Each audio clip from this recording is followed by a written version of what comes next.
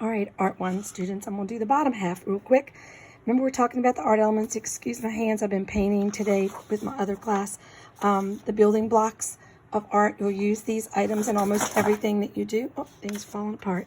So this is the bottom half of the paper. Space, texture, value, and color. Those are the next ones that you're going to do. So I'm going to show you space first. So there's two things to talk about with space. One of them is positive and negative. So like I drew my initials, J and K, but I'm not going to address them with any color. I'm going to create the whole background. I'm going to color the whole background in so that the whole background is colored, and then I'm not going to outline my name. My name is going to be negative, and it's going to pop out because it's becoming negative and not positive. So I just drew something in the back. You can do whatever you want to the back. You could even paint it solid and put polka dots on it. It doesn't matter. But you have to address the back, so make your initials or whatever you draw in the center large so that your name or initial or object pops out and becomes negative. So I'm addressing the background space and making this positive and making my name is going to end up being negative. Let's see if it makes sense. I'm being kind of messy because I'm trying not to make these last as long as the other one. And these at the bottom are a little more complicated.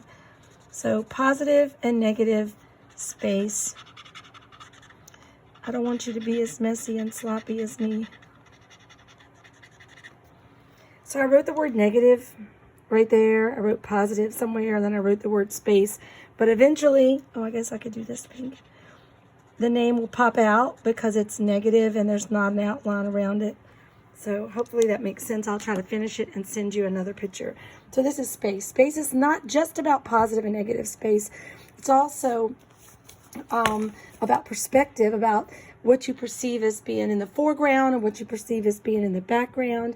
And we're going to talk about that later in depth. So it's like that's like a deep and a shallow space, foreground, background, looking at a railroad track and having the fact that it gets kind of blurry in the background, or at a baseball field and the background and the trees are kind of blurry, and then up close to you at the fence where the catcher is clear. So there's some other issues to discuss in space, but right now we're addressing positive and negative space. Okay, the next one is texture. I doubt that you can see this. I did a piece of wood. Texture is actually the way something feels, but also visual texture. So it's like how it appears to feel when you look at something in a painting or a photograph. It's like how it makes you think that it would feel, even though you're not touching it. So I did a piece of wood. It's got a nail in it. I've got a piece of silk in the background because not all texture is rough. That's just what you think at first. There's a little toy here on a string. And then there's a brush with a, it looks like a horse brush, but it's like a brush with a real rough texture to it. So you just have to draw something that has texture. It could be a stuffed animal. It could be smooth. It could be some evidence that you understand that it's the tactile quality of an object. So it's the way something feels. I'm going to cover these two up. I'm going to go to value.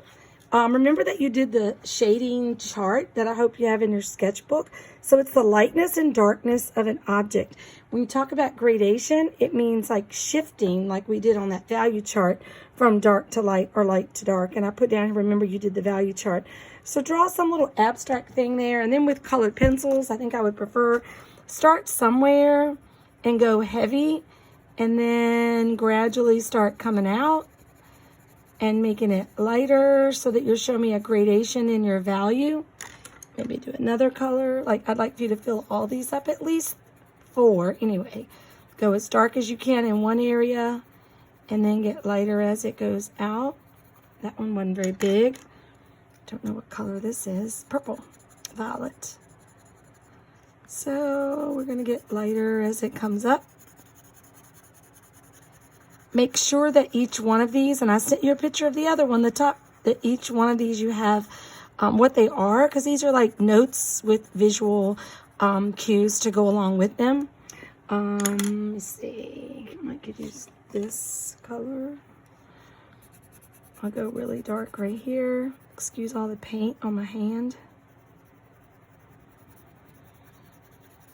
and have it get lighter as it comes up.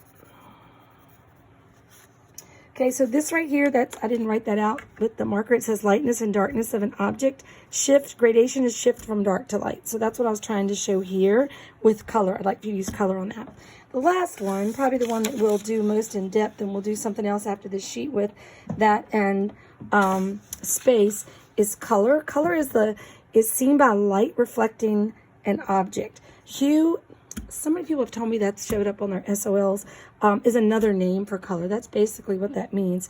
There's 3 primary colors. You should have learned this from kindergarten straight through middle school until you got to me, and then the whole time you're with me.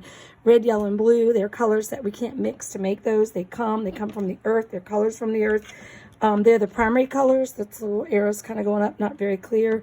If you mix red and yellow, you get orange. If you mix red and blue, you get violet. If you mix yellow and blue, you get green. But make sure that you just show me your primary and your secondary colors, and you put the color on there. These are secondary colors. I didn't do a color wheel. We would have done a very involved color wheel. I'm scared if I touch this, something else is going to fall over here. I had one I wanted to show you. You're in high school, so we're going to do more color when you get a chance. I keep thinking we're going to get to paint some more, so maybe we'll use the watercolor sets. But that's all I need you to do on this. There's a lot more that we're going to go into with monochromatic and analogous and tertiary colors, but this is all you need to do on this sheet. So, voila, we're done. Hopefully that was quicker. The elements: line, shape, form, space, texture, value, color. You use them in everything that you do. Thanks. Bye. Miss you.